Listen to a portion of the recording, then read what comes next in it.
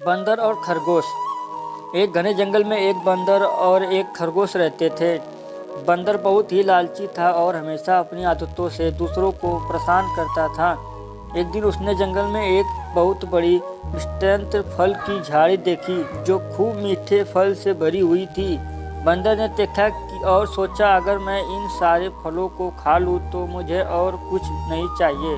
वो उस झाड़ी के पास गया और फल तोड़ने लगा। तभी एक छोटा सा खरगोश वहां आया और बंदर से कहा, तुम्हें इतना सारा खाना नहीं खाना चाहिए, ये फल सभी जानवरों के लिए है और अगर तुम अकेले सब खा गए तो अन्य जानवरों को क्या मिलेगा। लेकिन बंदर ने उसकी बात को नजरअंदाज किया और बोला, ये मेरे फल है, मैं जो चाहूँ वह कर सकता हूँ।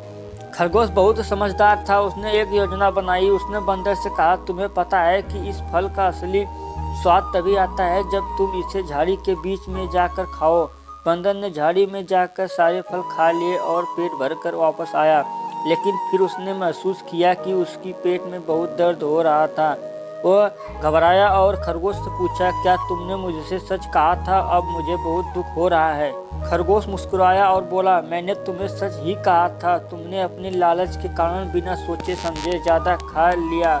याद रखो, हमेशा संतुलित और समझदारी से काम करना चाहिए। सीख, लालच करने से हमेशा नुकसान होता है। संतुलन समझदारी से जीवन में खुशियाँ आती है। कभी भी अपनी इच्छाओं को इतना बढ़ा चढ़ा कर ना बढ़ाओ कि वे आपको तकलीफ पहुँचाए।